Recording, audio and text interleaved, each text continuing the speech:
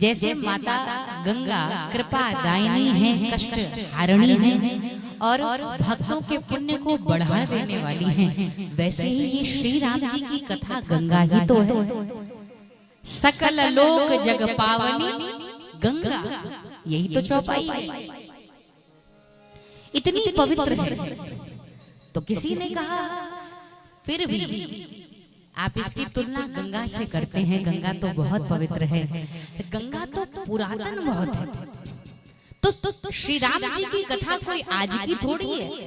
जैसे गंगा जी बहुत पुरातन है, लेकिन पुरातन के बाद भी नित नवीन है, गंगा जी नित नवीन है, वैसे ही श्री राम कथा महादेव के द्वारा कही गई, लेकिन आज भी श्री राम कथा नित नवीन है। नए नए सूत्र जितनी बार साधक पढ़े कुछ न कुछ नया ही उसको प्राप्त होता है। यह गंगा की तरह नित नवीन है। फिर भी लोगों ने कहा अगर गंगा और श्री राम जी की कथा रूपी गंगा दोनों के बीच तुलना की जाए तो किस गंगा को श्रेष्ठ कही जाएगी, किस गंगा को श्रेष्ठता की उपाधि प्राप्त होगी?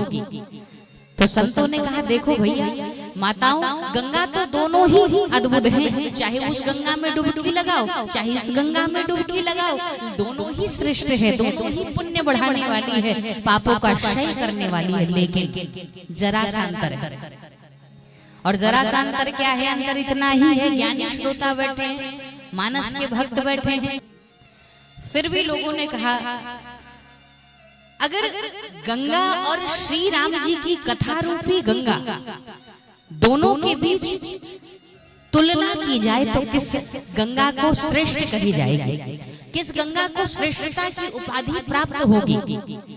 तो संतों ने कहा देखो भैया माताओं, गंगा तो दोनों ही अद्भुत हैं, चाहे उस गंगा में डुबकी लगाओ चाहे इस गंगा में डुबकी लगाओ, दोनों ही श्रेष्ठ है, दोनों ही पुण्य बढ़ाने वाली है, पापों का क्षय करने वाली है। लेकिन जरा सा अंतर है, और जरा सा अंतर क्या है? अंतर इतना ही है, ज्ञानी श्रोता बैठे हैं, मानस के भक्त बैठे हैं, और अंतर इतना है कि यहाँ 9 रस है,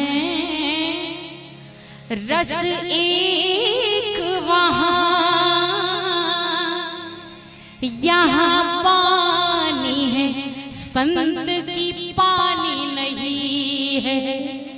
तो अंतर क्या है? अंतर सिर्फ इतना है कि वहाँ डूबत जो मरी जात वहीं, लेकिन यहाँ डूबत जो तरी जात यहीं। और इसीलिए इस रामचरित्र के मानस से उस मान